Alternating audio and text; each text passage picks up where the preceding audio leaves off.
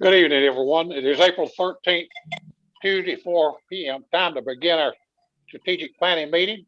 At this time, we'll call ourselves to order, and I'll call the roll. Councilmember Anthony? Here. Councilmember Gordon? Here. Mayor Pro Tem Holloway? Present. Council Lady James? Here. Councilman Kazar? Here. Mayor Kilgore here, and Councilmember McGee. Here. Okay, we're all here, and Attorney, did you say you wanted to say something? I'll just say this quickly, Mayor. Thank you. This is Mujib Shah Khan. I just wanted to remind the council is well aware of this from having done this now, gosh, just about a year. But this is also for any new staff that have not been on the calls before on the Zooms. The important thing is you've heard the mayor begins this meeting and he will begin the 6 o'clock meeting with a roll call for the council. That's required under state law.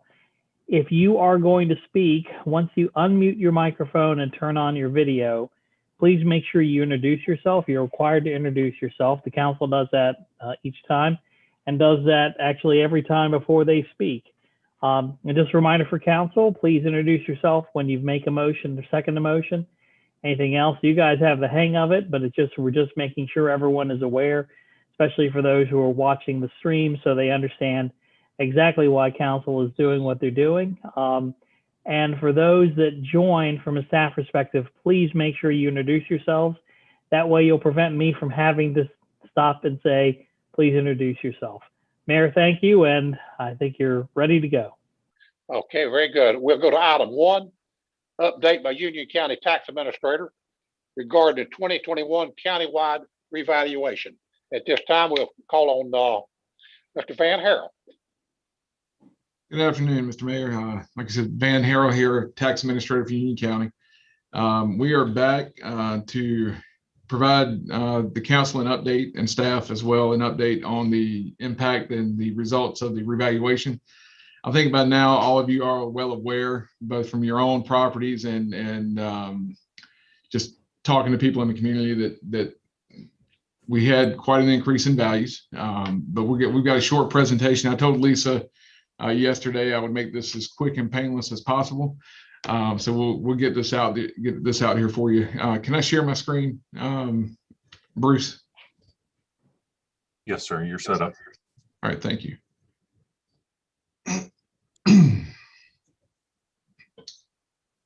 Let's see. Okay, can everybody see this? Yes, sir. Yes. Thank you. All right, just to recap, this is our first revaluation, countywide revaluation since 2015. That year was a 10% reduction in value. Following that revaluation in 2018, as you know, the economic recovery continued to progress and pick up speed at that point, prior to post January 1st, 15. In 2018, the state notified us that we had dropped below the statutorily allowed minimum for a sales ratio study of 85%. We were 84.8. And again, just to recap from our first presentation a few months ago, that ratio is just a comparison of our tax values compared to the sales prices of sample properties that the state researched in Union County. Continuing forward to the end of 2020, well, let me back up a second. That notification required us to do a reappraisal in 2021, which is why we're doing this now. And that's been one of the biggest questions we've gotten from people. Why are you doing this now with everything going on? Was because we had to. This was a state mandated process for this year, so there was no option around that.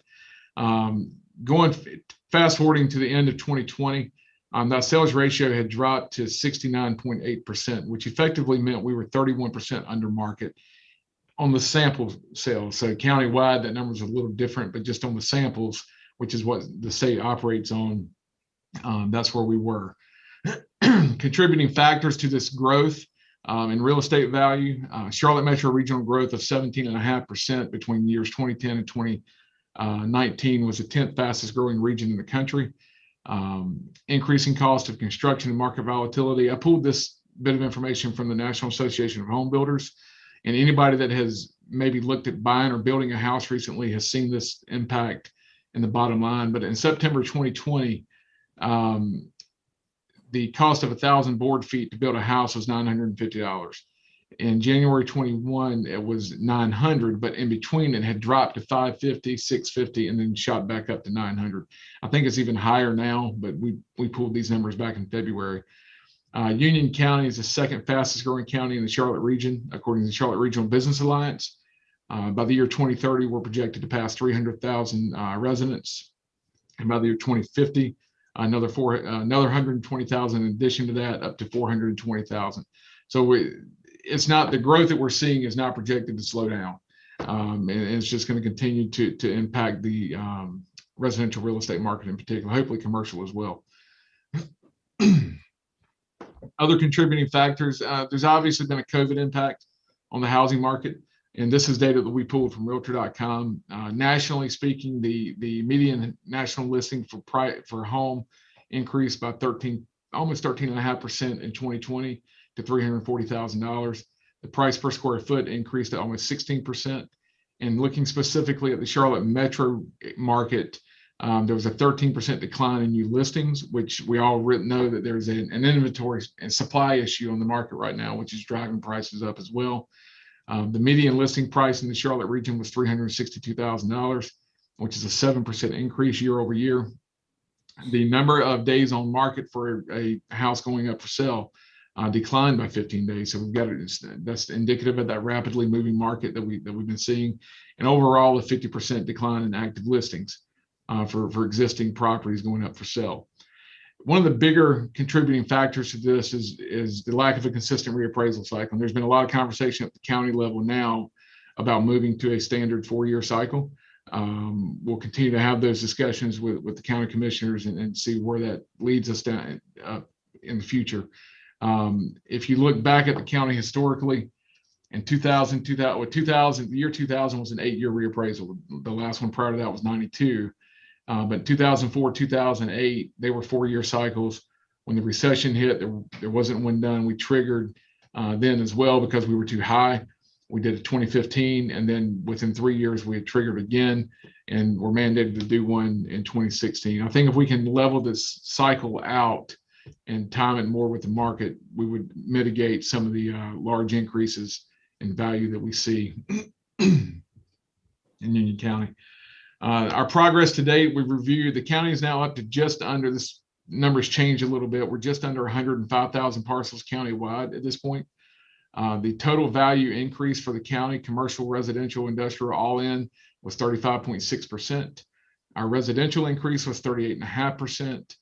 Commercial increase was 15%. And then rural vacant land valuations increased by almost 25%. And that sounds like a lot on the 25% for vacant land.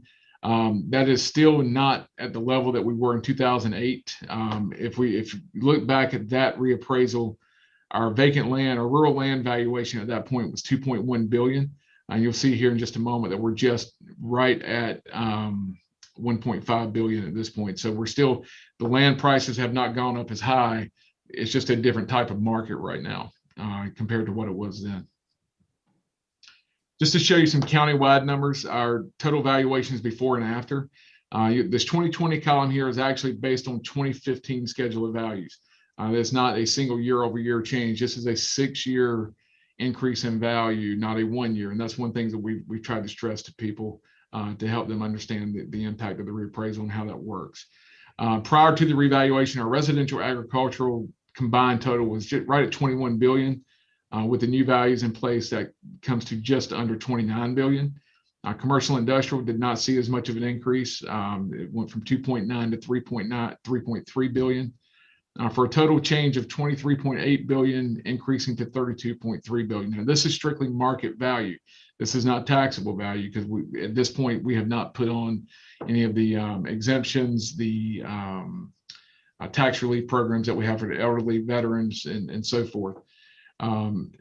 The rural land piece you see here, I just touched on that. We went from one and a quarter billion to just about 1.5 billion, slightly over that But the biggest number here is our sales ratio. So when you do a revaluation by statute, the objective is to reflect the market. A property is to be appraised at its true market value.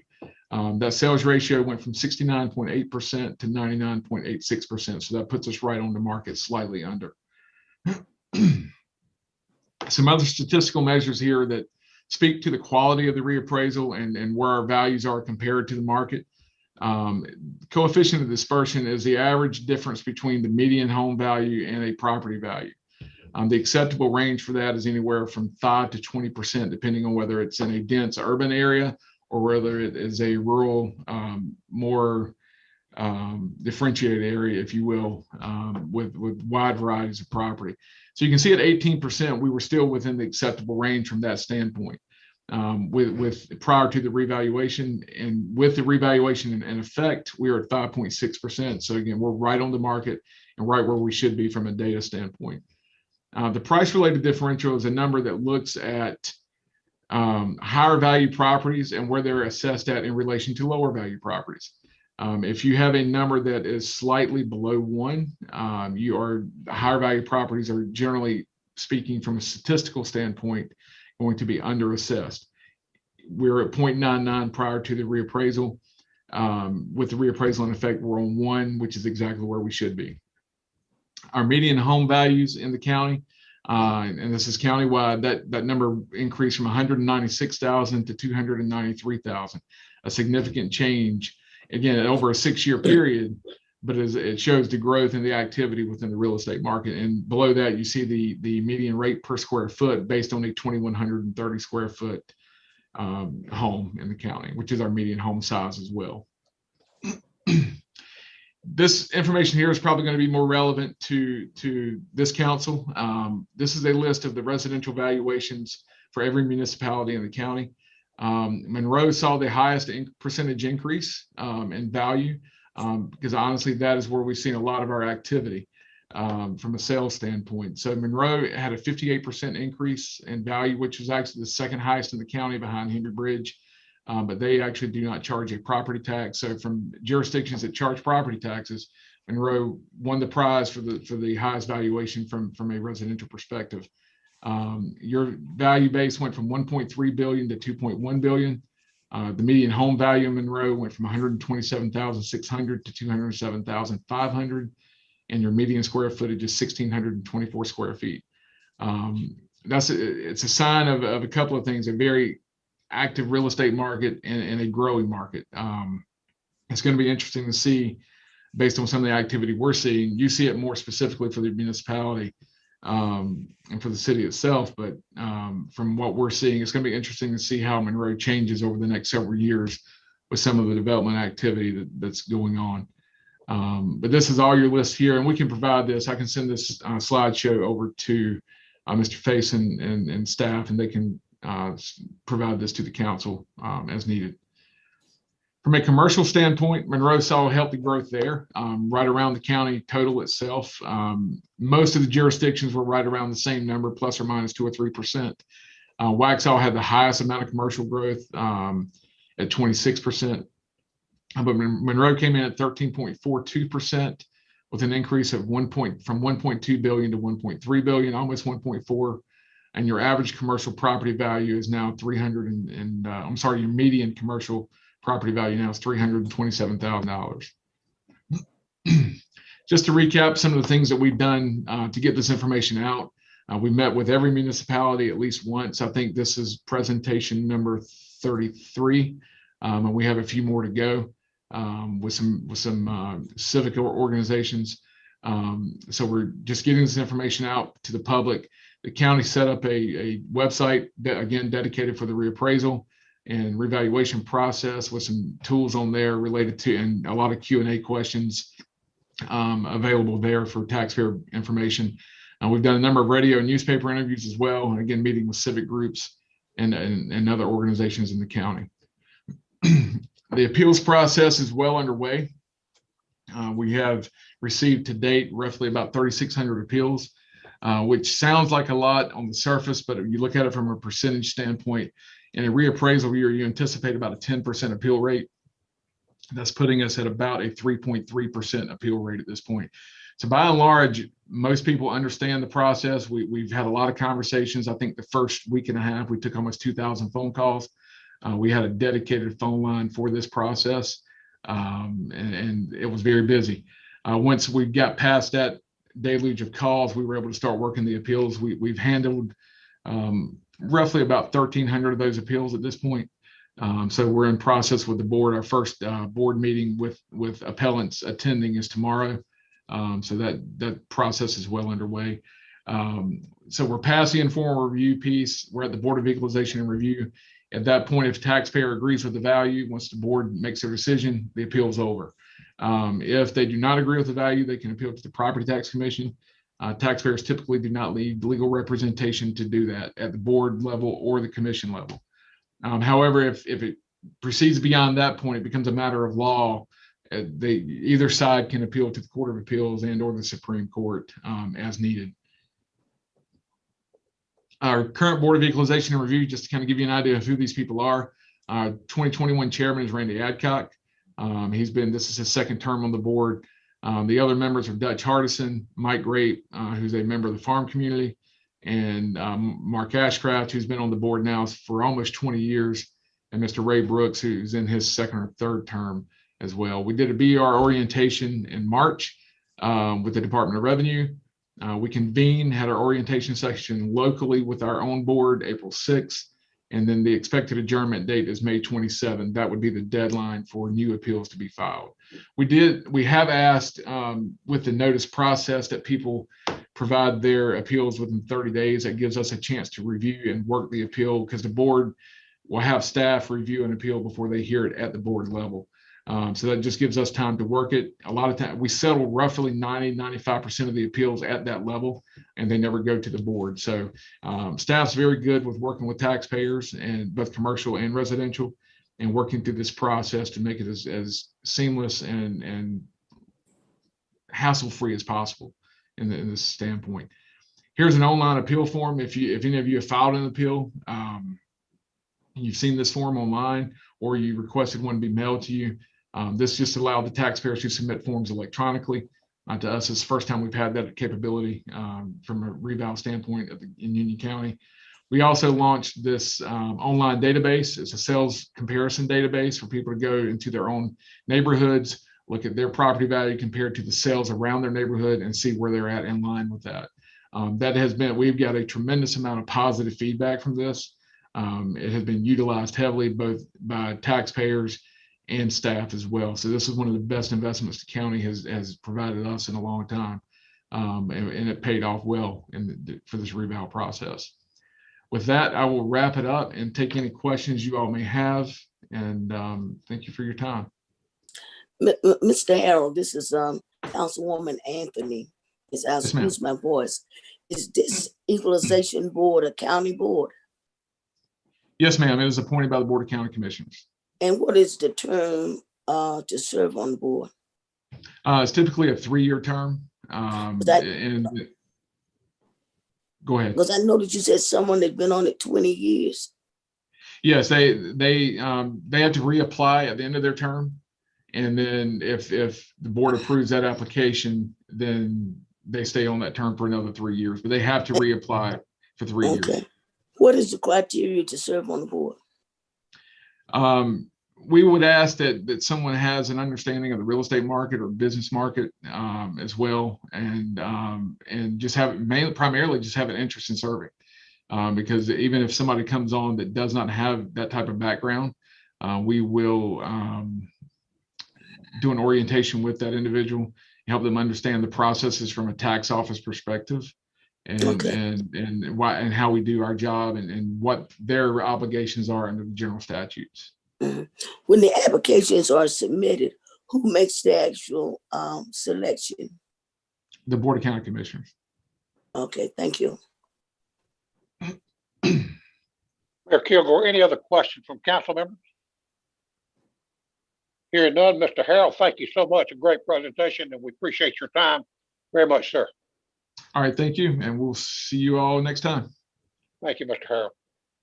Harold. This time we'll go to item 2, Monroe Aquatics and Fitness Center, COVID-19 operational impact update. And we will recognize Ms. Tanya Edwards. Good afternoon, Mayor, Council, and again, Tanya Edwards, Parks and Recreation Director. And I appreciate the opportunity this afternoon to come before you to provide an update on the Monroe Aquatics and Fitness Center's COVID-19 financial impacts and our current operating status. I'm joined today to assist with the presentation by Fred Baber, our interim Aquatics and Fitness Center Director, as well as Lisa Strickland, the City Finance Director. We also have Leanne Yandel that is joining us. She's our specialist, membership specialist. And if there are any questions that pertain specifically to the membership information we're providing today, Leanne will be here to assist us to answer those questions. We've prepared this short PowerPoint presentation, and we will try to be brief. If Bruce could advance the next slide, we'll get started. First, we wanted to provide you with our closure and reopening timeline. As you all are aware, there was an executive order by our governor back in March of 2020 that closed this facility. And so on March the 17th, we closed to members and we suspended all of our monthly membership drafts. Facility remained completely closed until June. And at that time, we were allowed to reopen our water park, and the day camp was able to be held that summer. Of course, that was with capacity limitations and also modifications. In September, we were permitted to open the indoor facilities. And on September the 28th, we reopened our fitness room, resumed our group fitness classes, and we reopened racquetball courts. And we did resume the monthly membership drafts at that point. In December, we reopened our indoor pool. In February, we reopened our childcare programs. We also reopened our whirlpool, and we resumed our group family swim times in the indoor pool. And again, all with modifications and capacity limits for those facilities as well. And then just this past month in March, we did reopen our basketball courts following COVID-19 protocols. Next slide. This slide, we want to provide you with the average, some information on our average membership packages by the year. We brought in fiscal year 2019 to give you a reference. That would have been our last fiscal year that we did not have any COVID-19 impacts. So that year, we were averaging 6,980 membership packages. You'll see in 2020, we were still averaging 5,988. And that was being closed 3 months out of that fiscal year. And then the number continues to drop to date in FY 2021, we're averaging 4,064. And again, we were closed 3 months of both fiscal years, 2020 and 2021. And just at the bottom, we wanted to kind of give you an idea of what our highest average year was, and that was back in 2008. And at that time, we had 7,550 membership packages, which was the highest we'd ever had. Next slide. And then looking at our monthly revenue comparisons. Again, we wanted to use FY19 kind of as the baseline of what we call a normal year before COVID impacts. But on this slide, for the 2020, we had not seen any COVID impacts because we didn't close until toward the end of March, and we did do our draft, membership drafts in March. So as you will see, in 2020, we were on track to be very comparable to 2019 before the pandemic struck. Next slide. And then we want to talk about here our average daily facility usage. Typically, our average usage at the Aquatic Center, again in 2019, would have been 1,288 visits per day. In 2020, you see that number nosedive. And again, this facility was completely closed for 3 months. And it took that number down to our daily average of 327 visits per day. And then in 2021, to date, we're averaging 303 visits per day, down 76% in comparison to 2019. Next slide. Operational modifications for FY21. Staff worked very diligently to try to look at any areas where we could reduce cost to lessen, of course, the impact that we were having with the reduction in our revenues. And we tried to look at areas where we could reduce cost and be least impactful to the membership and to still be able to provide services and carry on as best we could with the restrictions that we were under. The reductions of operational hours and staffing, we reduced the facility hours by 16 hours per week. We reduced the various amenity hours based on the usage data. Staff hours were reduced based on need. And I'll note here that that was less than 20-hour staff members. All of our 20+ and our full-time staff, their hours were not impacted. We didn't make any reductions in those areas. We're currently holding all vacant positions open. We currently have 2, and we were holding those open to try to help with our savings. We realized the savings, that we're projecting a total savings in this area of $358,000. Also, we deferred or cut other operational expenditures by cutting all of our capital. All the capital that we had budgeted for equipment in FY21, we did not expend. And for the facility capital projects, there were very few that we did do, and those were the ones that if we had not have done those, they would have impacted health and safety, ADA requirements, or it would have been a substantial increase in expenses for us to have delayed those projects.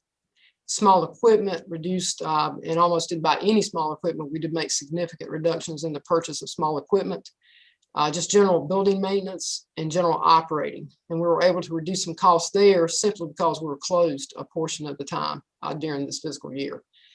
Savings there was, we're projecting $401,000 for a total projected savings this year of $759,000.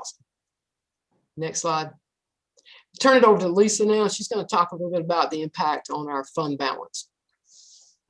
Thank you, Tanya. Yes, the fund balance is typically used to cover the center's improvements or keep the center looking fresh.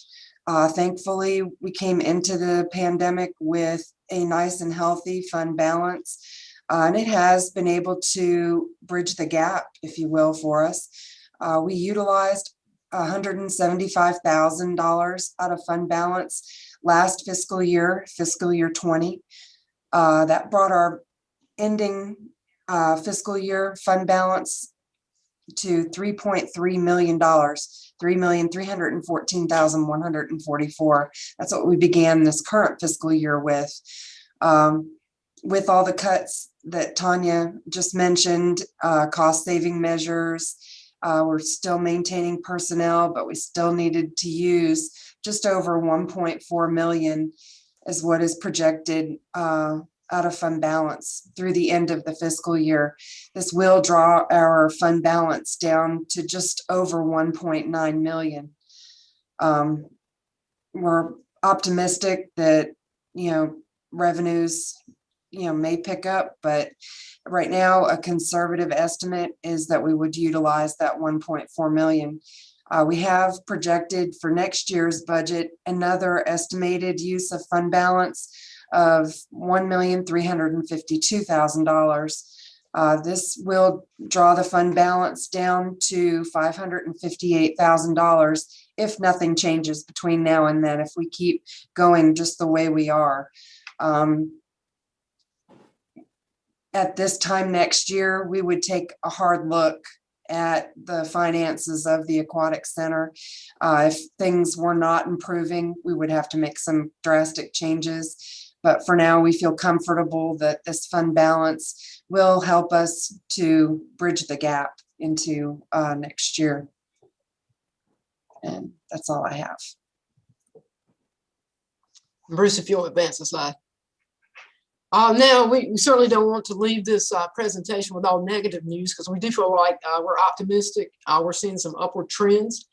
Our daily usage is continuing to increase, as you will see on that left chart. And then for the first time since we reopened in March, we did not see a net loss in memberships. We actually saw just a small gain, as you'll see in the chart on the right. So that leads us to be optimistic that things are starting to turn, and that we are now on an upward trend in regaining, memberships, and regaining some of our old members back, and then again bringing new members in. Next slide. Current operations. Most of our amenities are now open and operating under the COVID-19 restrictions and guidelines. That includes our pool, childcare, group fitness, gymnasium. All of those areas are requiring advanced reservations so that we can maintain our social distancing requirements. The only amenities that are still closed are our steam and sauna rooms, and that is simply because we cannot maintain that social distancing in those areas. Currently, we're accepting day camp registrations. Camp will begin in June. We're very excited that this year, if nothing changes, we're going to be able to open the water park at 100% capacity in May. Staff is working diligently to secure staffing to be able to open that facility.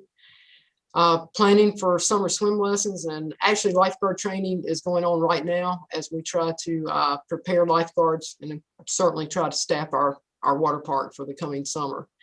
And then our children's programs, a variety of children's programs are being planned for the summer. Our goal obviously is to get everything open and operating as normally as we can, yet still following all the safety protocols and all the requirements that we currently have to follow for COVID-19.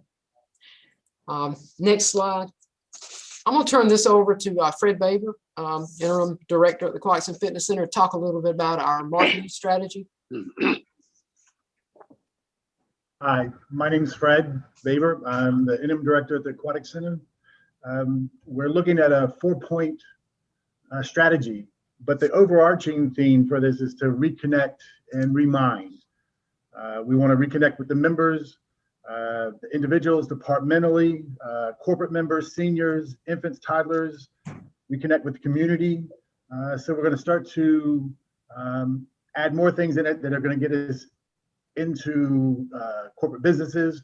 But the first prong of this is going to be current marketing. Current marketing to us is what we call TOMA, your top of mind advertising. These are going to be more of your daily reminders, your consistent kind of advertising.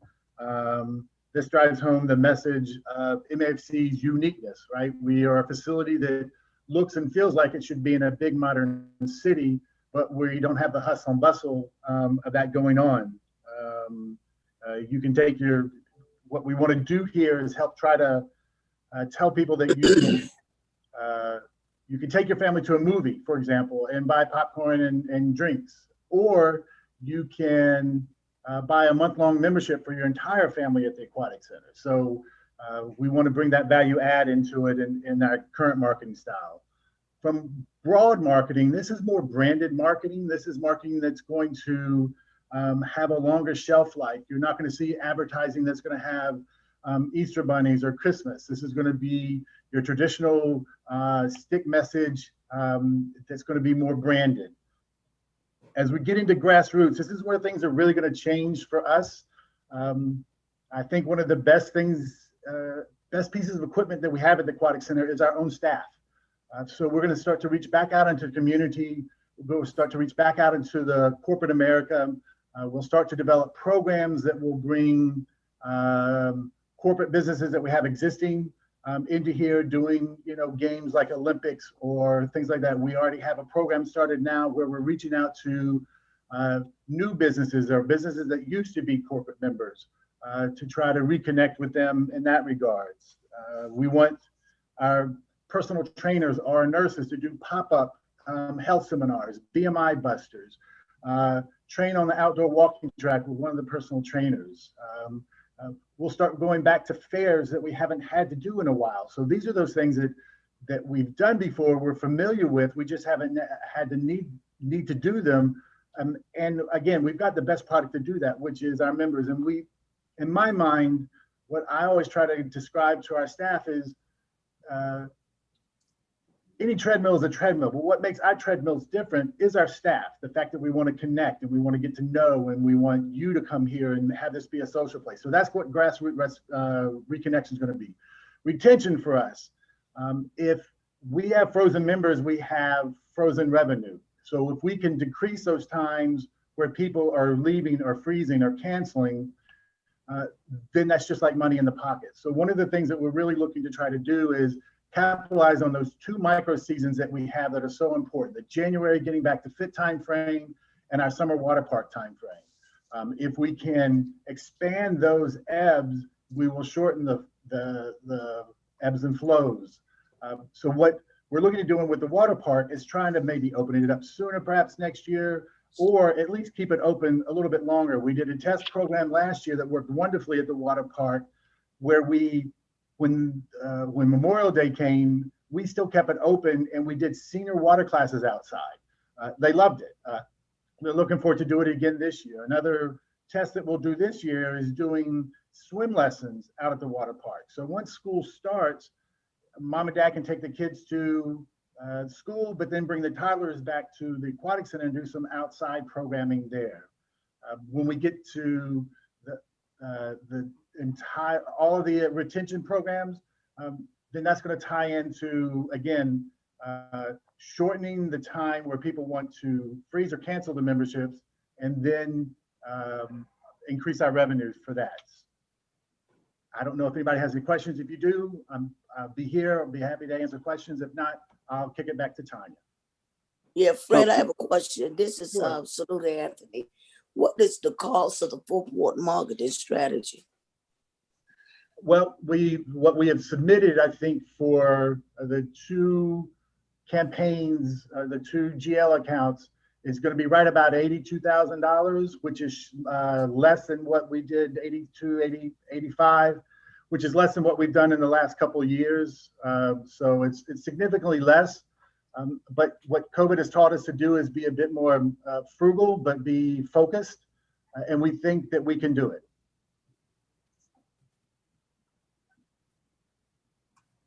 Councilmember Okay, Mayor McGee here. Kilgore. Sorry, go ahead. Councilmember McGee here. Fred, has there been any thought on having some type of kind of COVID reopening to try to introduce yourselves back to the people that were there before, that may be apprehensive with coming back due to COVID? You know, that they're afraid they may catch it, or just not really sure what great job that you guys have done to actually prepare the members that, you know, that it is safe to come back. I feel like, you know, you guys do such a great job over there, but I feel like sometimes people don't really know what's been done to make it as safe as it could be at the aquatic center. So my question is, again, has there been anything, a video done, or like an open house where people can walk through and you guys show them what protocols you guys have added to make sure people are safe from COVID? Has anything like that been done yet, or has it been thought about? We haven't done anything yet. It has been thought about. As a matter of fact, we tossed around back in January, February, the idea of having a COVID birthday party at the middle of March 17th, 16th, 18th kind of time frame. But we weren't there yet. That was when we were still coming out of the rise and the surge. But yes, we do want to try to do something like that when we think we open. Hopefully, as we've heard recently with Governor Cooper, when he readjusts things on July 4th, that might help us to open up things. But you're right. I think what we can always do in terms of marketing, especially in our current marketing, is to stress just as much as we stress our pool and our childcare, but stress the matters that we're taking in hand for sanitation and keeping the facility clean, following COVID protocol. Thank you. Fred, Mayor Pro Tem Holloway here. The direct mails and all that's good. I agree with all the marketing, but could we put one person on a telephone calling the prior members and just one-on-one saying we'd love to have you back, and see what kind of response we could get? It's slow, but it's usually pretty effective when you get a call. Hey, they care about me. I think we're starting that with our corporate memberships. We have a gentleman that is calling existing, old ones, and even new businesses. I think we can branch out from that and do very much what you're doing, almost like a well check, and call existing members or members that have recently canceled or we haven't seen them in a while. And not only do it from a promotional point of view, but like you said, just from a family-friendly point of view. Mary, and I'm going to jump in here. We have done some of that. We did that in the fitness area. Ginger Tanya, actually can you identify yourself for I'm sorry. Tanya Edwards, Parks and Recreation Director. And I want to piggyback on what Fred said, because Mary, we have done some of that already, specifically to Ginger and in the fitness room. That was one of her ideas that she came to Fred with, I'm pretty sure, and said, let's reach out and let's just do an old way of calling them on the telephone, saying, how you doing? We're worried about you. We want to make sure everything's good. So yes, we have actually done some of that as well, just directly with members to reach back out to them. Okay, Mayor Pro Tem Holloway again. Thank you, Tanya. How effective has that been, though? Are we getting some positive feedback, getting some people coming back? I do believe we are. And I think where we're seeing some of our numbers, and I think Fred would agree, would be our senior members. Once those vaccinations started to become more, they had the opportunity to get vaccinated, become fully vaccinated, we have seen a pretty steep rise in our senior memberships. And I think Ginger was really targeting that age group specifically for the fitness room. And I think what she was trying to identify as well, she was trying to reach out to let them know that we had low membership participation at the time. So it was a good time for them to come back because it was safe, because the numbers were very limited in the fitness room. Well, to reiterate what Franco said, kudos to all of y'all for the efforts and the hard work y'all have done trying to work around this COVID-19 and 20. Mayor Kilgore, any other council members with questions? Yeah, Councilwoman James, got a question on the numbers. Is there an itemized detail numbers from the fund balance that's being used, like on salaries, advertising, like what are the numbers being used for? I guess to answer your question, those numbers, you can certainly look at our budget, the itemized budget, what's in our salaries and what's been expended to date. But as far as what the fund balance is covering, it's covering any of those areas, because all of those areas are causing us to be obviously over budget. Okay. Tanya, can you please remember to identify yourself, and sorry for all the staff, please remember to do that. Council's doing a great job of it. Staff, we can do better. This is Lisa Strickland, Finance Director. It goes toward whatever the shortage ends up netting out to be. At this point, the use of fund balance for FY 21 and 22 are simply projections. We project out the revenues and whatever shortfall there is netted against the actual expenditures that we have through the fiscal year end, which, we are recognizing savings there over what was budgeted. That net amount is what the fund balance plug is used to cover. So we don't have a specific place per se that it's going toward. It's just balancing our budget. Councilwoman James, okay, thank you. Mayor Kilgore, any other council member with a question? If not, Tanya, thank you very much for you. We actually have one more slide, Mayor. Oh, I'm sorry. Go right ahead. Bruce, can you advance? We do want to leave you with a positive slide. And I'd like to take this opportunity to commend our staff, because they have worked incredibly hard over the past year. It's been a very difficult year. I think we would all agree. And our staff has continued. They have put COVID-19 protocols in place and worked very hard to still offer quality programs and amenities as best we could with restrictions and the guidelines that were in place. So I want to commend the staff at the Aquatics and Fitness Center, but I also want to take this opportunity to commend the staff for our entire department, because I think everybody's done a great job and they've done it with a very positive attitude. And for that, I am grateful. We have, we've had limits, but I think we've embraced those limits. We're trying to transform our challenges into opportunities. And certainly now our goal is to command a comeback. And so we're looking forward to seeing these trends continue in a positive manner here at the Aquatics and Fitness Center. And thank you all again for the opportunity to provide this information today. Okay, salute Anthony, kudos. All right.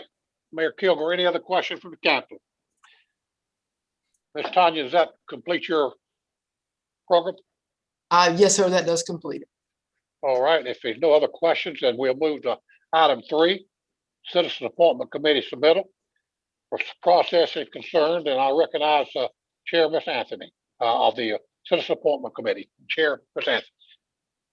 Council Lady Anthony, excuse me. Thank you. This is salute Anthony. Bruce, do you have that? Can you put that up?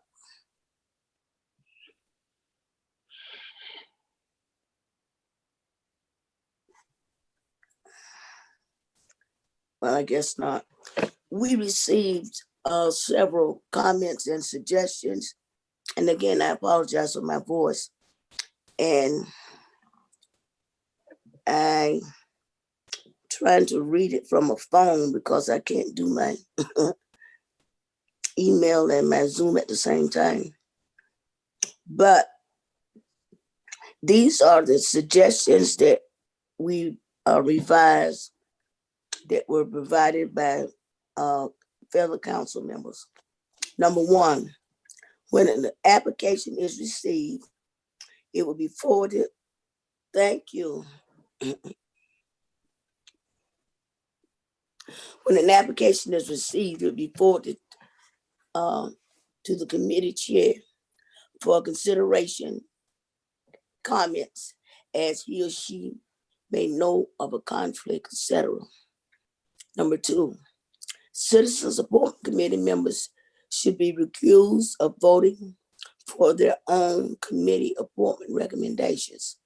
Staff strongly suggested that the committee advised that no action could be taken on an application from a council member serving on the citizen support committee while he or she is applying and they're still on council.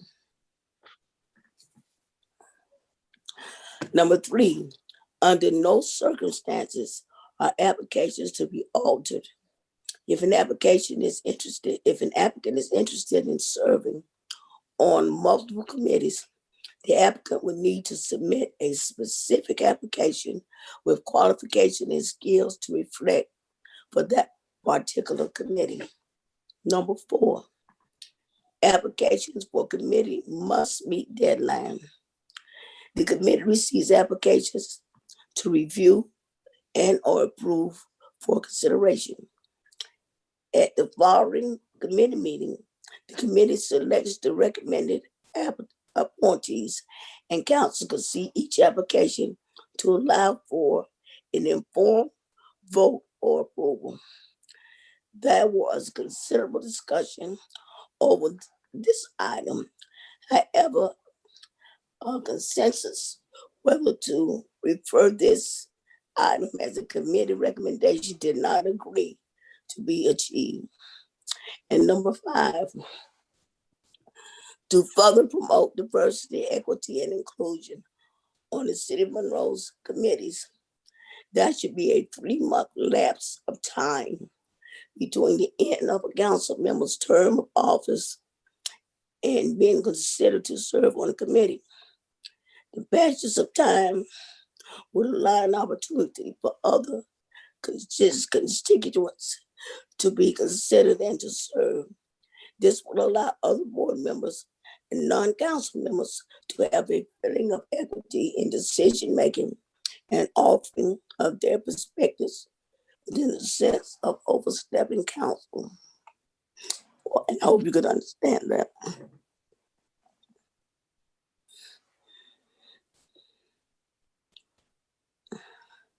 The Citizen Support Committee recommends that council amend the rules on boards and commissions policy GA-05 to reflect the suggestion changes noted above. The attachments were draft minutes of Citizen Support Committee meeting of March 8th, 2021. The rules on boards and commission policy GA-05, council member suggestion, Citizen Support Committee revised suggestions, and that is the report. Councilmember McGee, I have a question. So, are these are we just voting on these new suggestions, or are we going to discuss what's been done, or is that pretty much a go? Councilwoman Anthony. Councilwoman Anthony, we will be voting, but of course that can be discussion. Okay. Mayor Kilgore, are there any other questions from council members? Councilmember McGee, I did have a question about number 4. It says that it wasn't considerable discussion of this item, however, consensus whether to refer this item as a committee recommendation did not appear to be achieved. What was that discussion like? I mean, I don't understand what that was about. I'm just trying to get some clarity on how that discussion went. Salute Anthony, and I invite all committee members to jump in if they need to. And I don't remember the exact conversation, but that was a lengthy conversation weighing whether or not it would be presented in revisions or not. And if it were not presented, that means that it did not have all of the 3 votes necessary to include it. Councilmember Gay, was that the discussion to allow another meeting so that the council can have all information before we're allowed to vote on the citizens that were being appointed? Is that what that was about? Councilmember Anthony, Yes. if I might, the basically the committee worked off of the recommendation that was offered by the member. In case this was your recommendation, Councilmember McGee, and the minutes to show that it was unclear. We all had various other notes that showed that an item was either included or not, but the minutes that were attached that are part of the packet do not show where exactly the committee was. That's why when the staff report was drafted, it noted there appeared to be no consensus. The issue would have been, and staff would point out, there actually are no deadlines for applications to be submitted. You've had situations where applications are submitted the day of a meeting and can be considered by the committee to move on to council. And so there are also no deadlines with respect to, for council consideration, there is an agenda deadline, but typically what has happened is, especially when these meetings take place with the Citizens Appointment Committee a day or two before a council meeting, the item is, there's a placeholder and then there's a substitute memorandum that comes in with all the recommendations. So to the extent there was any discussion beyond that, we would note that there are no deadlines prescribed either by your policy, your process, or the city code. And it is up to then, of course, to council to decide what it wishes to do with the item in terms of what the deadline are. And we would point out that, well, there actually are no deadlines. As we've said, we've had situations where in the past 6 months where an individual submitted an application the day of the meeting. Okay, Councilmember McGee, so I think we need a deadline just to make things a little bit easier for us to be able to conduct proper business so that we can have all the information that we need and so we can make informed decisions on these citizens that are requesting to serve, because we want to give everybody opportunity to serve. However, for us to be able to make informed decisions, I think we need as much time as we should get to be able to make that happen. So I think we need to discuss further of having deadlines for the applications. Ms. Councilwoman James, I totally agree, because if we have deadlines for the public citizens to submit comments to us, then I think we need a deadline on these applications.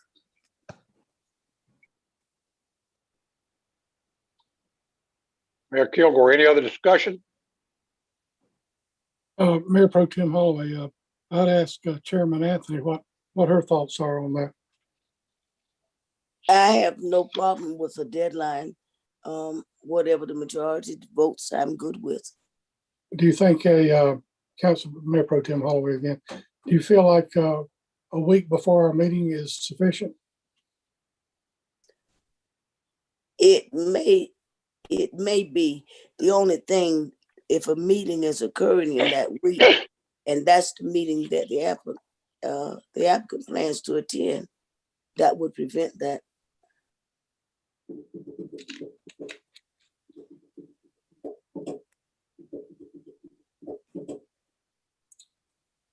Well, the comes from committee to council, which means, and having a little more advanced time is not a bad idea, really, on an application. But legally, as Majib said, it's not a requirement, but it's whatever direction we want to go on it. Okay, this salute Anthony. I note that each committee, when we come to make the report, they come as a suggestion. Then it's voted on by the entire council. because we make the suggestion, it does not necessarily mean that the people will automatically be on that committee. So it's a lot of latitude left to council. Councilmember Larry Gee. Faison, I'd like to just make an observation. I think the point that is being made is that a council member felt that more time was needed by council to review applications. So it's I'm not sure how setting a week deadline in advance of a committee meeting affords the council additional time. It seems because the packet of information will still reach council at the same time, which is typically the Friday before the Tuesday meeting. So that the time for council to review that information hasn't changed by setting a deadline for an application submittal, unless there's an interest to, and this opportunity exists today, is for any council member to ask for information about an application or information regarding the committee's actions. So I'm not sure if what the committee's talking about, committee representatives are talking about at this moment of setting a week before a meeting for deadline to receive application changes what the committee is doing and the committee's review of the information. Because I've not heard any of the committee members say that they needed more information, more time to review applications. This is coming from a council member not on the committee stating the desire to have more time to process the information associated with the citizen's appointment. So it may, if I recall, the committee talked about maybe the timing of its meeting and not having that meeting fall less than a week before a council meeting.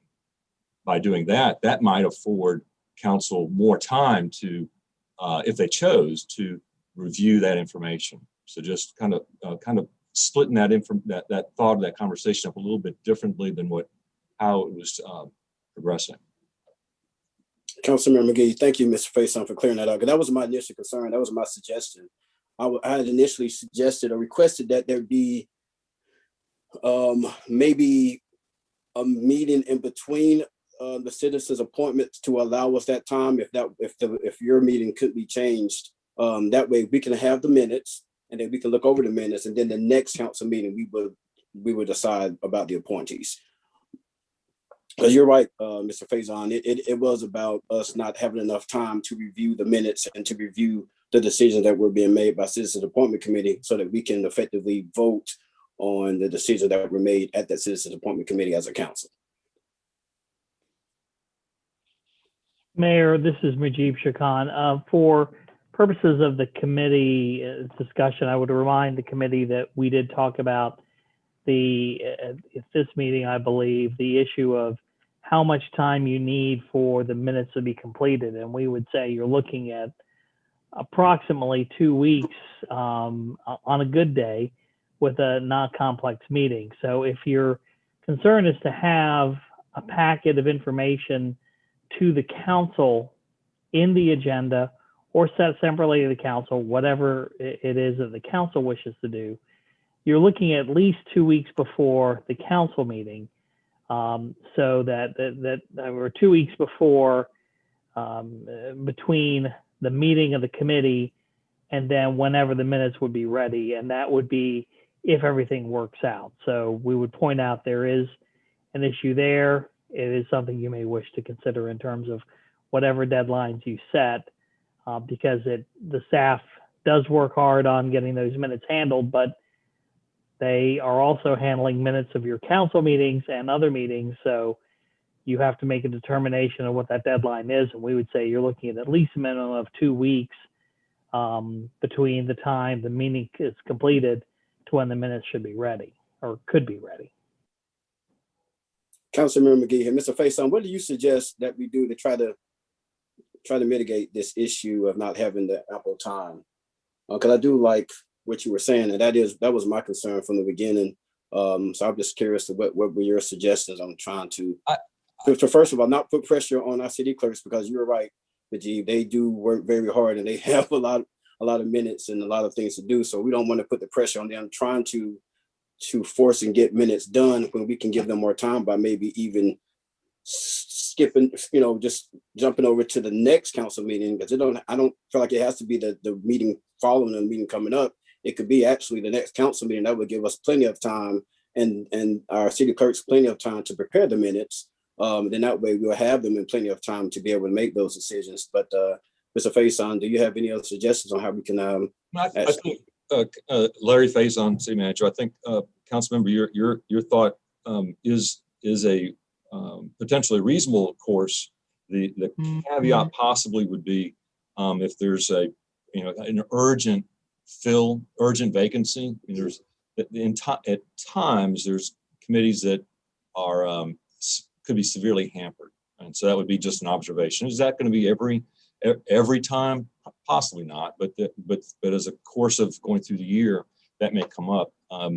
As the city attorney was outlining, maybe trying to find a date where the committee can meet that offers a longer breadth, a longer term between its meeting date and the next council meeting, which in a sense might be, that the committee meets the week after your regular meeting. And that could, in theory, allow, 1 to 2 weeks for staff to get the minutes done. And then about a week or so that if somebody had a particular question or concern or interest, they could reach out to staff and get the information ahead of when the agenda packet would normally be printed.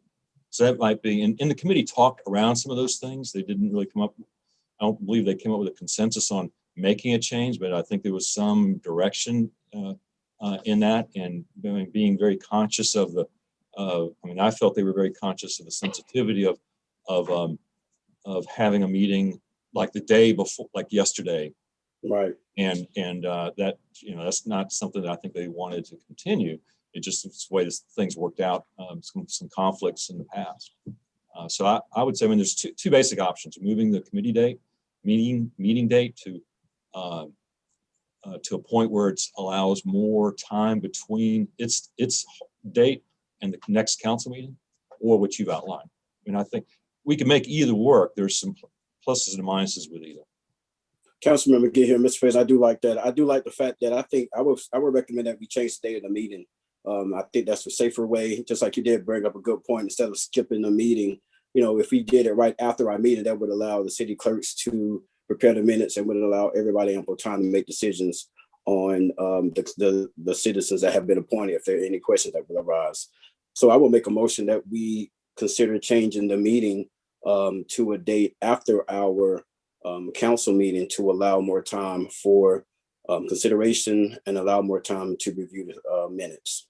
Actually, this is Mujib Shakan. Before Councilmember McGee, before you make that motion, I would note that as a mayoral committee, the scheduling of that committee is in the mayor's purview. So the question is, I do not believe it will be appropriate for council to direct that. I think you could provide guidance to the mayor that the council would prefer that a citizens appointment committee meeting take place at a certain point in time.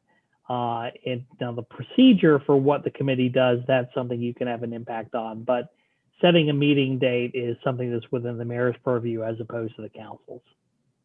Councilmember McGee, you're right, and I didn't do a date. I was just asking that we recommend that we do it after council meeting as opposed to before. So no date had been requested. I was just requesting that we do it after to allow ample time. Councilmember McGee, thank you. I did hear, I think you were making a motion, so I wanted to make sure that before you made the motion, there wasn't a motion there. So I think what you're saying, and this would be then to defer to the mayor's judgment, is that the Citizens Appointment Committee would move its meeting to a period after the council meeting. So I think that's what you're asking for, and I do not know if your fellow colleagues are as well, but and I think it would be appropriate to have the members of the committee weigh in on that as well, if that is the desire of council to make that recommendation to the mayor. Salute, Anthony. At this point, I'm suggesting that we table it to give opportunity for the mayor to go ahead and consider doing that, since it is a mayoral committee. and that we cannot change it on our own. I think that's the best option at this point. Councilmember Gee, can we not ask the mayor to do it now? And we move from there. If you guys agree, can we not just ask that it be done now? I don't see the point of tabling it. If we're having the discussion, if everybody wants to move it after, let's just go ahead and get it over with. And if the mayor wishes to change it, then he can do that or do not, or he doesn't have to do it. But at least if everybody's in agreement that we need to change it, and if the mayor is willing to do that, I think we can go ahead and move with that. Mayor Kilgore, to the committee, I tried to get in a minute ago. As far as Miracle Committee, I'd be happy to work with you on, whatever date that works best for the committee to get the application in and get them out in an expedient manner. So Councilman McGee, so at that point, Majid, can we make a motion to get it done, or is there something else that needs to happen? No, I'm not sure which getting it done now you're talking about, but if it is in terms of changing the meeting date, I think the mayor has said that he intends to change the meeting date. So that's, I think, the limits of what the council can do. The question then is about the other recommendations. I believe the chair of the committee, Councilmember Anthony, had noted that I think the intention that she had would be to put the recommendations up for a vote if that is the case. And you could, of course, amend those as needed. One thing I would point out is the recommendation with respect to the applications must meet a deadline. Again, there's been no deadline stated other than is the deadline intended to be before the Citizens Appointment Committee meeting. If that is the deadline, then that would be sufficient. But the question is, do you as a council wish to move forward on the recommendations that were made with a modification of the recommendation to set an actual deadline of being the Citizens Appointment Committee meeting immediately preceding a council meeting? Councilmember McGee, so move. Councilwoman James, second. Just for clarification, this is Majib Shakan once again.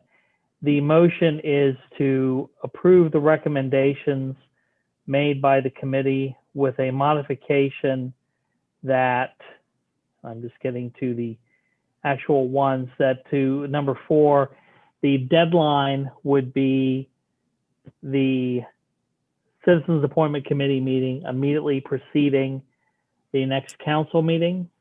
And obviously we understand the mayor will be working on scheduling of the committee meeting with the committee.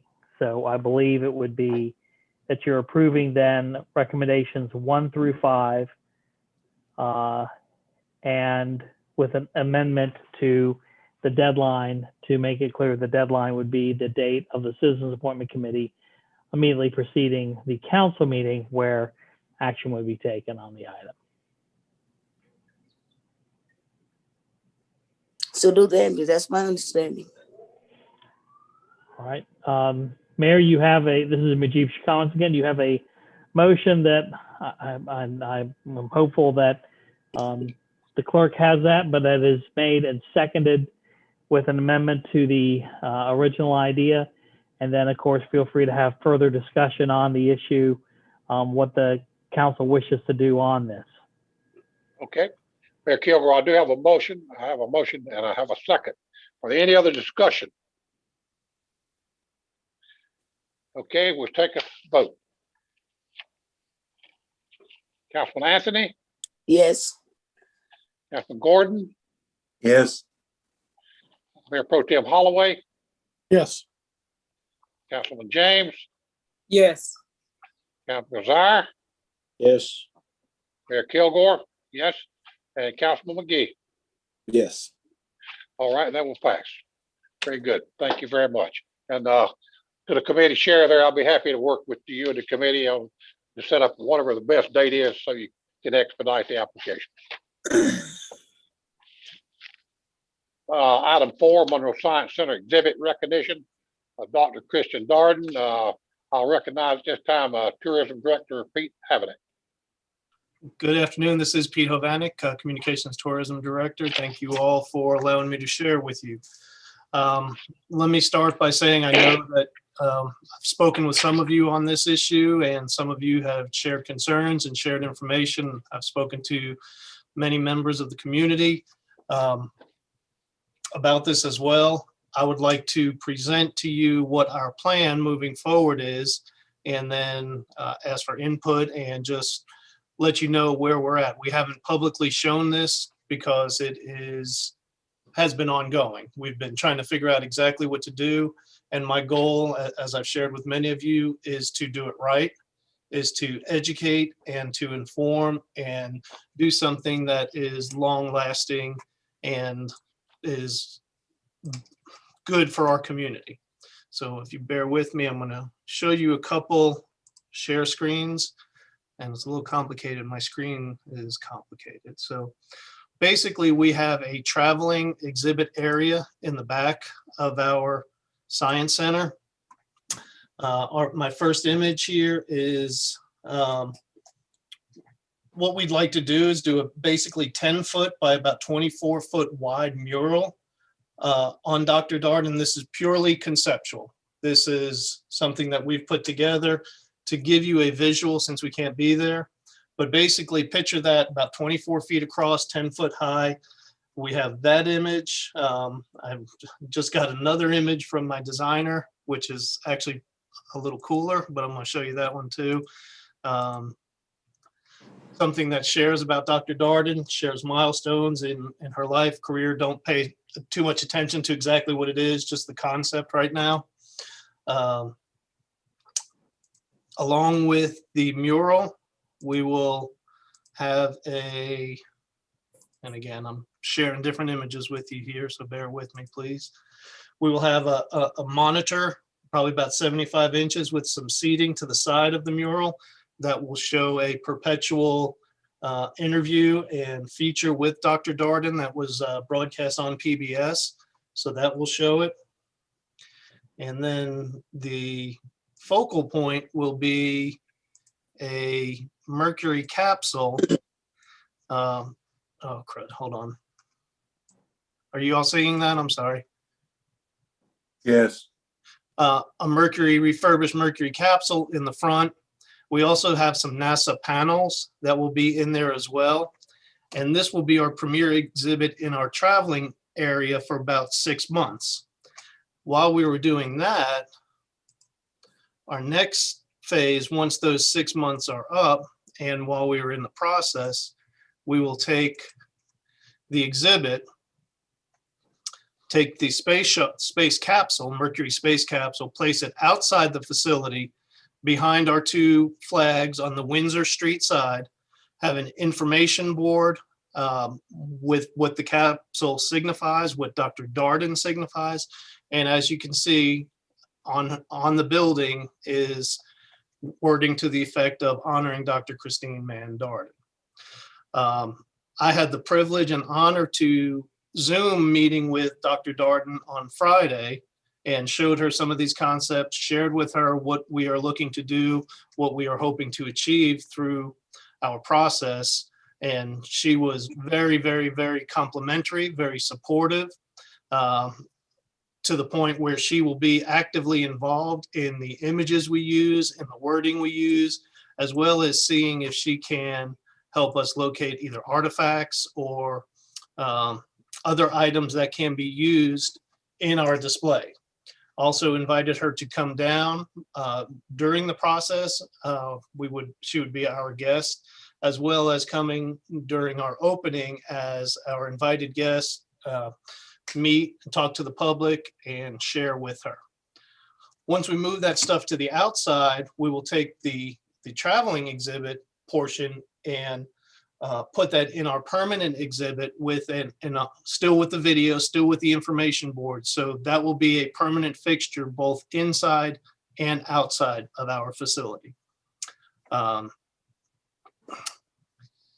goal, again, my goal is to educate.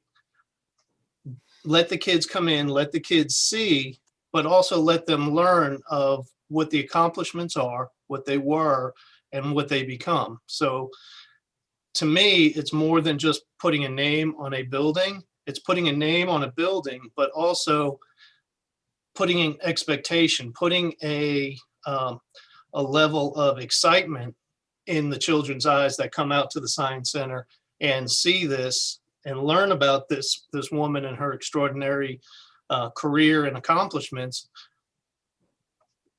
and learn more about her and be able to see that she was able to do this. There's no limit to what any other individual can accomplish. Lovely, lovely, lovely lady. Had a great conversation. Thoroughly enjoyed it, and I really look forward to working with her. We even talked about when she comes down to do a premiere at the theater as well, show the Hidden Figures movie, do a meet and greet and talk at the theater as well with her. So she's excited, we're excited, and wanted to share these kind of first looks with you on what we are doing, and just answer any questions. I know you all have received a few emails, and just wanted to let you know and see what we are planning to do to honor Dr. Darden and her legacy. Okay. Pete, salute to Anthony, Councilwoman Anthony. You know, I like what you are proposing, but since there's been really a public outcry, it's not coming from children, it's coming from adults, and that those will be the adults that's bringing the children. I think it would enhance it even more if the building were named. And let me just say, since there's been a public outcry, I went back through the notes from April 4th in 2017 up until now. At that meeting was when the project was approved. And ironically, at that meeting, I did a proclamation for the Delta Sigma Theta to have Christine Darden Day. I've come up through all of the minutes when it was talked about a name, and I haven't found a place where it was actually named. I think it was alluded to and assumed it was the Monroe Science Center. But if I'm wrong, please correct me. Like I said, I went back to 2017 when it was actually approved by council. And unless it's not in the minutes, the building has never been officially named. We did have back in 2020, March 3rd, we had a public comment section on naming the Science Center, but that was tabled. And at one point, we were soliciting funds from some company that could go up on it. We were successful in getting a company, the Dow Corporation, to name the Center Theater. So I think it could be a complete package. It would be the name. This woman is a international figure. She has received Congressional Medal of Honor, and she's credited with doing the sonic boom more so than the Mercury capsule. I think that doing both would just make it that much better, because like you say, seeing a name on the building, children won't know who she is. But when they see the name on the building and associated with the actual exhibit, it makes it even stronger. And with that being said, I'd like to make a motion that we name the Monroe Science Center, since it has not been officially named, the Christine Darden Science Center.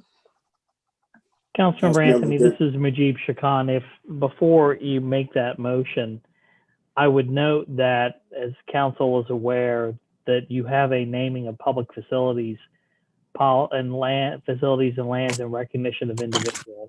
Yeah, I have it right here. Yes, ma'am. And it's and you've that was it's been modified in 2019 to deal with, for example, city-owned parks, but also those that are part of a facility. And it does require that if you were to do this to have public input, it cannot be done by council fiat and not violate your policy. The other thing also we would point out is you did approve as a council the fundraising for this. And so if you were to make these changes, this would be a process that you could not do at this meeting. You would need to set a opportunity for public input. So before you make that motion, I just wanted to make sure that you're aware that if council were to then do this at this point in time, it would be in violation of its own policy. Okay, thank you, Mr. Shakar. We have had one public hearing on the naming. I have no problem having another public hearing, but I went back and studied the guidelines for naming. And at first, a person would have to be deceased, but then it was changed to say that if it were a noteworthy figure or official. But you can read it for yourself. I have it sitting before me, and I did not know, it didn't appear to me it was any kind of violation. Mayor. Yes. Councilman Kazire here. First of all, Pete, you did a good job tonight, but I've been doing a lot of thinking on this one, and I agree with Miss Anthony wholeheartedly that I'd like to see the building named after Dr. Christine Darden. So I would make a motion, if it's in line, that we have a public meeting involving this, and also start the process of changing it to where you don't have to be passed on to be a recipient of it. Is that acceptable, Rashid? Councilmember Kazai, this is Majib Shakan once again. Councilmember Anthony was correct. The policy has been modified to where you don't have to be deceased if you are a noteworthy individual, and I think all of us would agree that Dr. Darden would fit that. What we would say from a staff perspective is that to ensure that you're complying with a policy, that the next step would be to, it can be initiated obviously by council, and that you're soliciting public input. We would recommend that you set an opportunity for citizen input and to have that input provided by your next meeting. So if you're going to do that, what we would suggest you do is that the motion would be to initiate the process of considering naming the facility in honor of Dr. Christine Mann Darden, with public input to be provided at a future meeting. You could decide if that's in May, June, or July, and then we would be able to advertise or at least note for purposes for the public that they can then provide their input. And you've had input coming in, but you under your policy, you would have to make sure that there's an opportunity for everyone to do it. So you could collect it, say that you've been able to consider it, and then make that decision at the meeting. Okay, salute Anthony. I will modify the motion.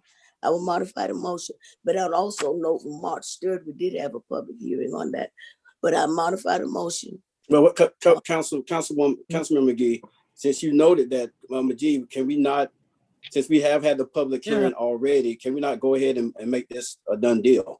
No, I don't believe we had the public Councilmember hearing. Anthony I believe they spoke in public comment. Mr. McGee, public comment that's been provided, there was no public hearing on the naming of the facility. It was and regrettably, in the March 3rd, the March meeting that you've recently had did not have that. If there's been discussion of it before, it's not been in conjunction with the process that you've started. So the suggestion that we would have to comply with the policy would be to seek that input, have it provided for your May meeting, and then you would be able to make that decision. Okay. So, salute Anthony. That was March 3rd, 2020, not 2021. But I will amend the motion to include initiating the steps that would allow for public comment, if that is stated correctly. I'll second. Out of time for them, we will determine which meeting we'll do it. Councilman Kazire here, I'll second. Salute motion. Thank you. Councilmember Anthony and Councilmember Kazaya, I would ask as the maker and seconder of the motion, would you like to select a date for that input to be provided? Would you like it May, June, July? Which meeting? Right. I would like June. Councilmember McGee, I appreciate your input. Councilmember James, I do as well. However, the maker of the motion and the seconder are the ones we need to hear from. Councilmember Anthony, I'm going to say June because of the COVID-19 mandates.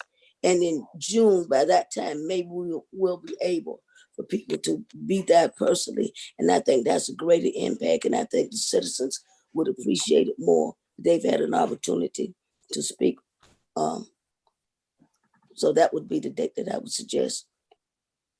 So Mayor Kilgore, Councilmember Anthony, this is, and Mayor, I would note then the motion would be to initiate the naming process for, to honor Dr. Christine Mandarden, with public input to be provided and council to have a public hearing on that at your June 2021 meeting. Okay, Mayor Kilgore, I have a motion. I have a second. This time I'll call the roll. Councilman Anthony, Enthusiastically, yes. Councilman Gordon, Yes. Mayor Pro Tem Holloway, Unequivocally, yes. Don't ask Councilman me to James, Yes, yes, yes. Councilman Desire, Yes. Mayor Kilgore, yes, and Councilman McGee. Yes. All right, that will pass, and we'll have that in the June council meeting.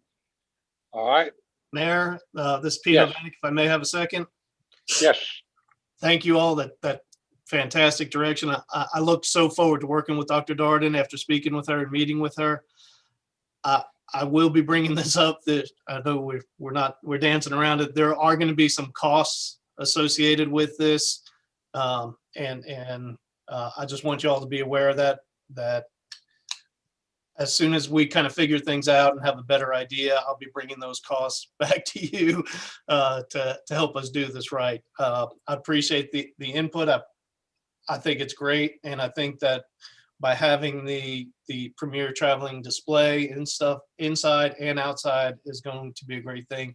But I do want to try and figure out how we can incorporate Monroe in there, because this is also going to be a destination. We want people to know that, hey, we're Monroe, Dr. Darden is from Monroe, we're Monroe, and we want people to come out here. So we'll get as creative as we can, and we'll be working on it. I just want to thank you all for the opportunity, and I look forward to it.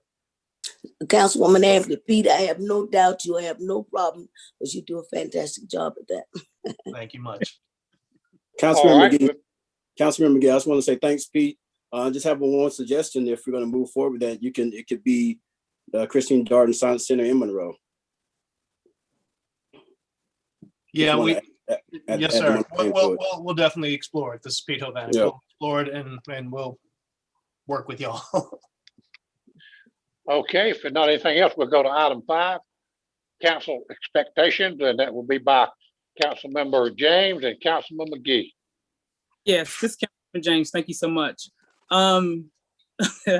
Just learning the council expectations, right? Just having conversation with different council members, the manager and him sending emails and things happened in the past and how they had, but there's process and procedures where the manager's first and we go through him. So we just got to take the proper channel to make sure the manager, we talk to him about different things before we go to staff or anybody else. So just make sure there's order in how we do things. If we just I don't have any problem with councils. We have a relationship, we talk, and that's the way it should be. But I felt unease after our last council meeting where I had a phone call from a citizen and was speaking that not one council member, but 2 council members gave him a call. And I don't make assumptions. So when I give you information, it's factual from where the information came from. So it's just having understanding that we can talk about different things and make the job easy for our manager, how we approach different situations, and make sure we have a conversation with him on things that need to be done, and instead of going to staff. So just want to put that out there on how things should be done, because we all learning together. And like, as I said before, if I don't understand something, I'm going to ask a question, and that's just the approach that I'm going to take with that. Okay, thank you. Mr. McGee? I spoke to you, Mayor, about my concerns, but more importantly, I just want to make sure that everybody is, under the same expectations. I just kind of felt like, there were different rules for different people, and just wanted to make sure that the expectation was for all of council, not just for majority council.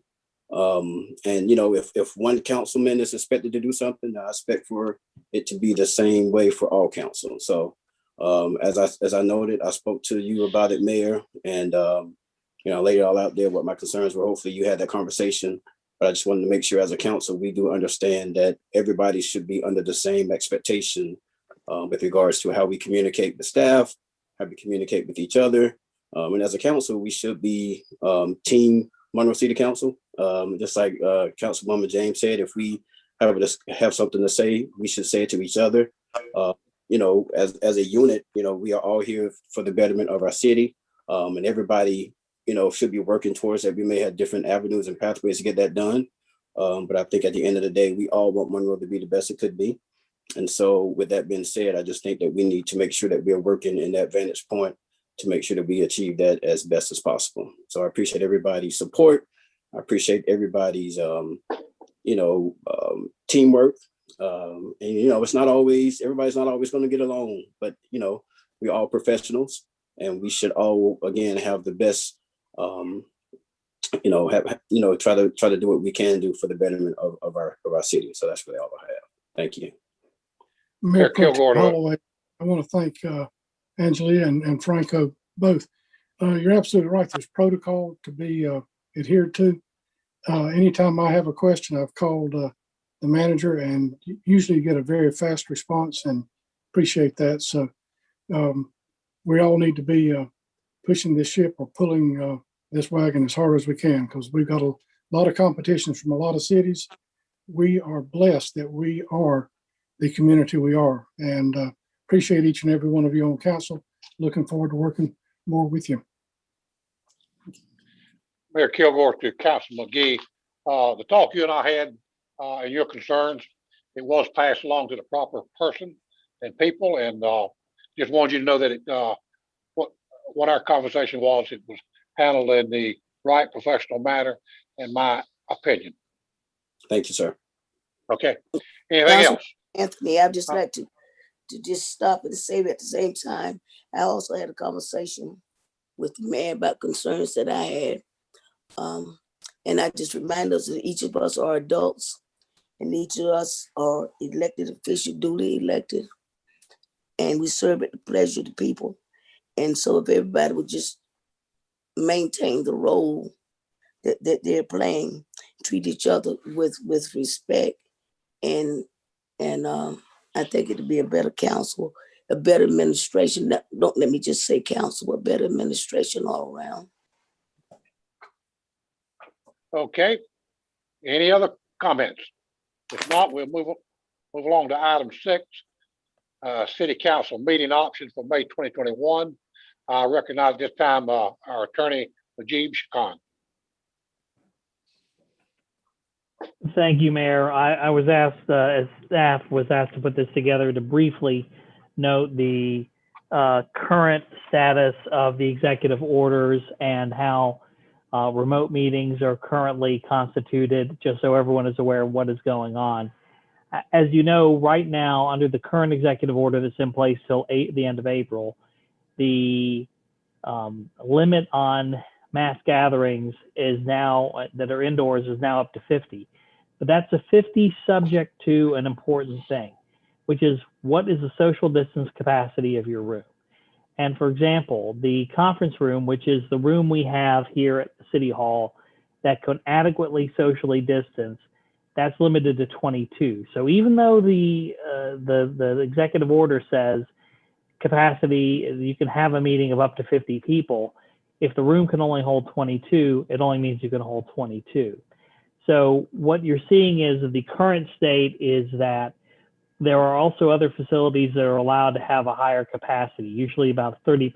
So say, for example, a event center, a performance space, that can have a higher capacity based on what the requirements are of state law. So what you have right now is one of the reasons that you're still continuing to meet remotely is that the room that you currently have that can accommodate the council only accommodates then about another 8 or so, maybe up to 10 additional citizens. So you end up with a situation where the public is limited in their ability to be present, and you end up with many people on, for example, the items that you have tonight at the regular meeting.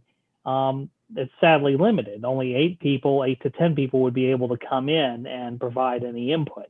And you would then have many people standing outside, not happy that they can't come inside. So one of the issues is that we anticipate that the governor will continue to loosen restrictions, but we don't know yet, because while the numbers and the statistics that the state is showing us are showing the improvement, hospitalizations, however, are up. The issue of the variants that have come to us from Britain and from South Africa and even one from India are obviously a concern. Vaccination numbers are increasing. I'm hopeful that, because I believe everybody that is on this Zoom is eligible for a vaccination. I know many members have had and staff have had vaccinations, and that's of course an important key fact.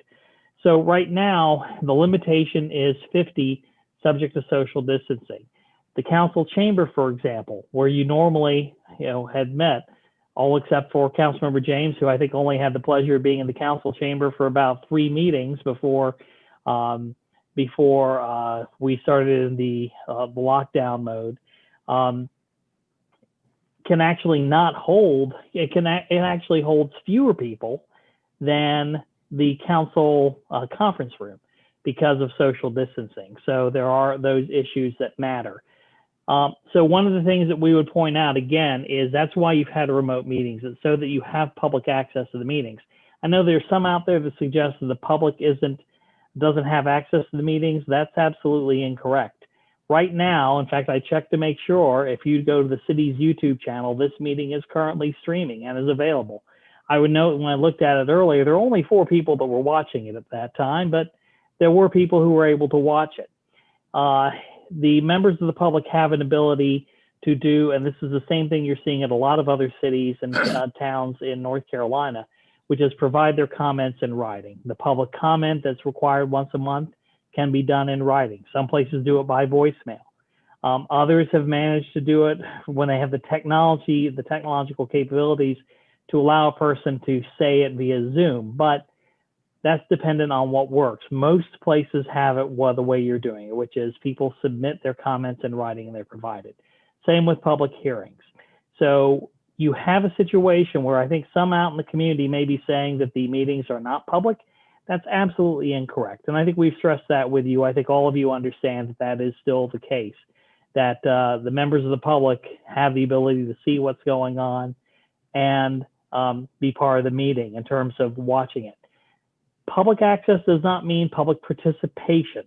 I want to make sure that everyone understands that is watching this, that is not the members of the council. The council understands what the right of public access is. So we note these things are important for you to consider. As you move forward, we would note that the technological issues that are present in moving the meeting to other sites have an impact. Because if you right now have the ability to Zoom this meeting, and you've done this meeting in a hybrid where you've had some members of council in a room and others available electronically, and you were able to then stream that meeting out to the public, that worked. But if you were to move to a facility where you can't do that, it then becomes an all or nothing situation to where you have to have all the members present. There would be no Zoom meeting, there would be no remote meeting, and you'd have to have it in a place where the public could access it. And the public would be there, but then we would end up with what you used to have in the old days before the pandemic. Only a year ago, you had meetings that were not streamed out, but what you had is the meetings were recorded, and then Pete took the time to upload it to YouTube, and then the meetings were streamed out later on. And so that's the situation you would have if you move the meetings to a facility that did not allow you to live stream it in any way, shape, or form. Now, I just again want to make sure that you understand that the current roadmap is You're limited to 50, subject to what a room can hold. And then if you do that, you've got to also make sure that if you move it to a facility you can't stream out of or can't hold an electronic meeting, then all of you have to be present, and then the public has to be present. Again, because it's their right to access, not necessarily participation. I know I've talked a lot about this issue. You've seen a lot of emails from me over time on this. I'm happy to answer any questions you have before turning this over to Pete and Bruce, who will talk about other issues involved in future meeting possibilities, depending on what the council wishes to do. This Councilwoman James got a question. So is there any city facility where we can meet that is public participation in council, or is there a big area? This is Larry facing up. Pete's going to kind of paint the picture for you on different options. We asked Majib to kind of paint more of the legal framework that we're operating under due to the executive orders.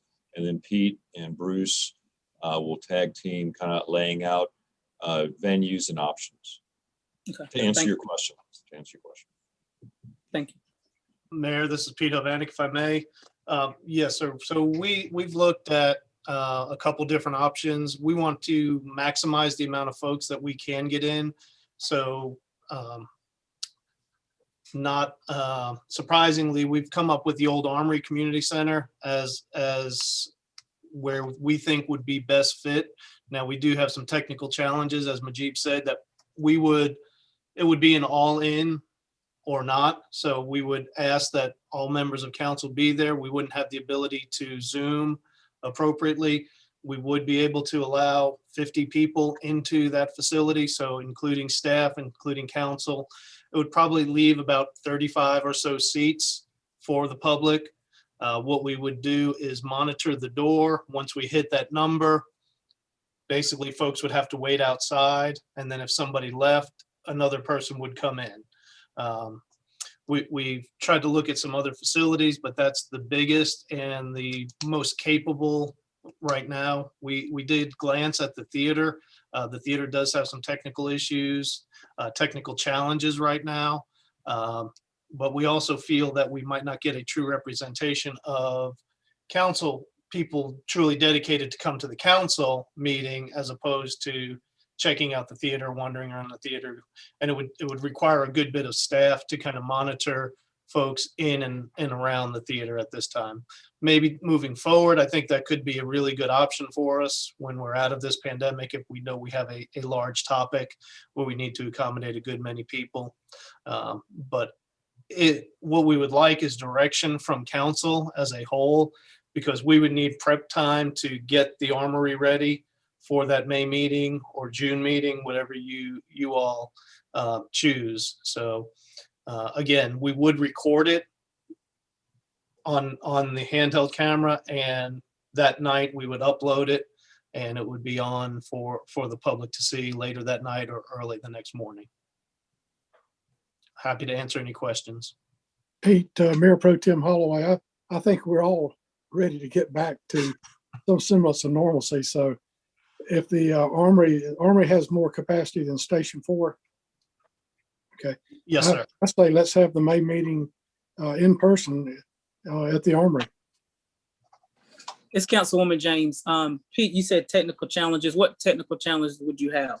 Well, just bringing in monitors, a lot of times, this is Pete Hovanek, sorry, Majib, don't yell at me. Just bringing in monitors for presentations and for folks to see, as well as the public to see the same information that council's seeing. So we're fairly certain we could do it at the Armory. We can't stream at any of our locations effectively. That's why it's kind of an all or nothing piece. So we'd rather it just be all council with all public there that are able to get in, and we would do it as a first come first serve. We would have folks early on in the pandemic. We did that out here in front of City Hall. We kind of blocked off spots, and the first people in line get in. That's the only fair way. And myself or some police officers would be there, kind of playing gatekeeper. I think we did that at one of our public safety meetings when we had a lot of folks. Myself kind of monitored the folks that were in the courtyard over there, and if somebody came out, we let somebody else in. I think that would only come into play if we have a lot of public hearings. You typically get a lot more public input. And then of course you've got your budget public hearing in June. That tends to draw some folks out as well. Mayor Kilgore, Pete talking about the possibilities of, and I heard you say that the Station 4 would not hold a capacity. With that being said, I think that probably that building over there would be the best fit simply because you could retrofit it much easier. It's pretty much central located. And if it'll hold 35 people, certainly I wish it would be more, but that would suffice a lot of the meetings unless we had a lot of big public hearings like we have tonight. So that would probably work most meetings, not all, but you would have to be standing out there bringing one in and one out on every meeting if we could do 35, because a lot of meetings we had here in the city council, we wouldn't have over 35, sometimes not that many. But I think that'd be the best building we got. That's just my input. Councilwoman James, agree. Any other, Mayor Kilgore, any other concerns, questions from the council? I don't have any, Councilman Gordon here. I don't have any thing to add other than I'm not certain that I see the pressure or the need for it having to be the very next meeting. The pandemic is going on. The limitations are placed.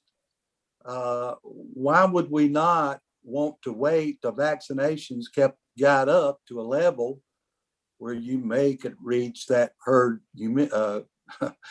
immunity, if you will, and or another executive order which might bring in more people, etc.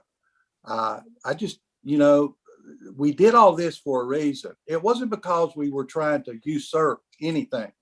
It was a pandemic, and it was pretty much accepted by our entire country.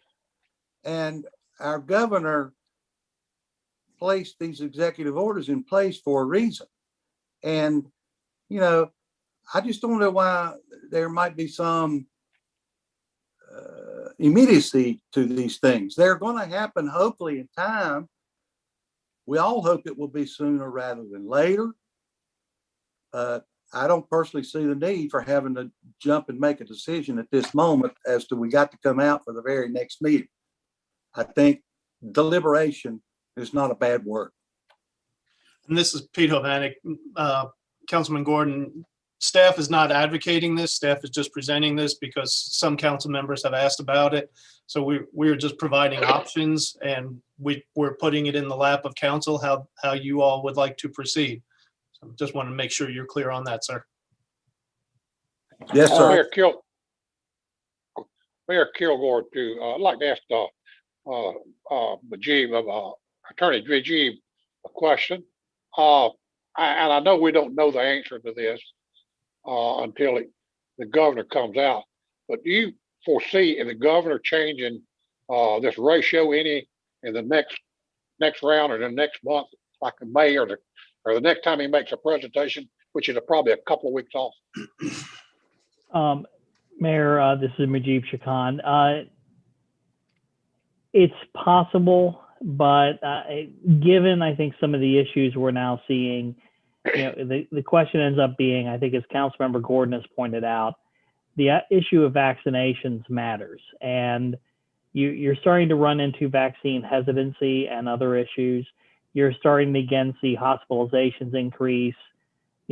Testing is still an issue.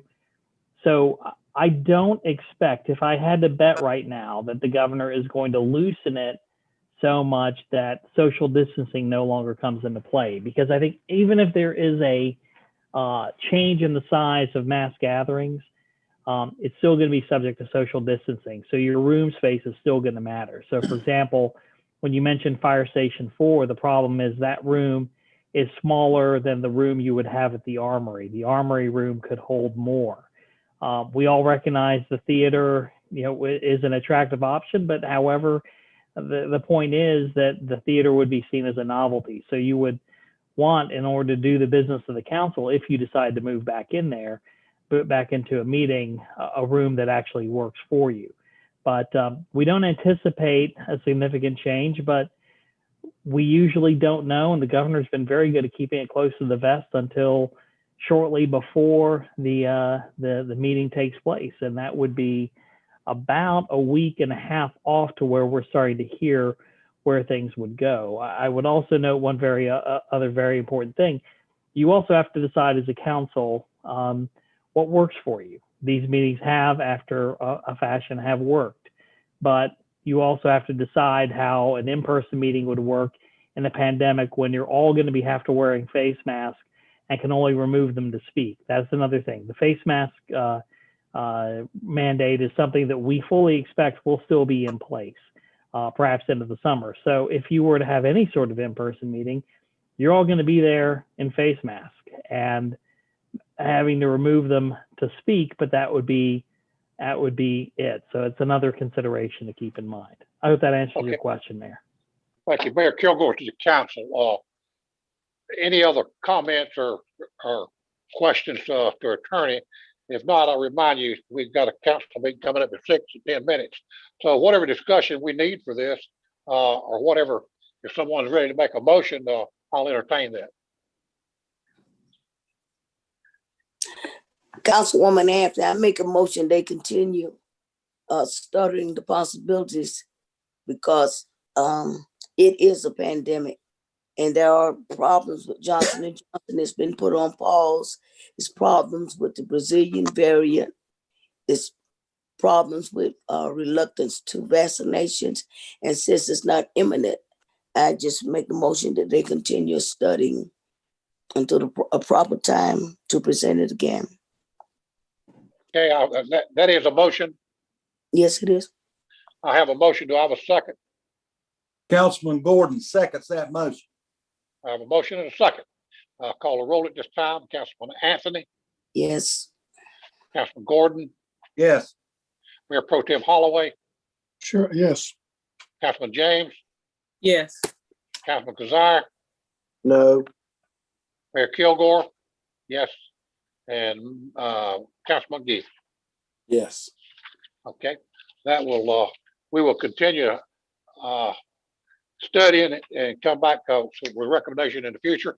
At this time, it's 10 minutes. I got about 10 minutes to 6.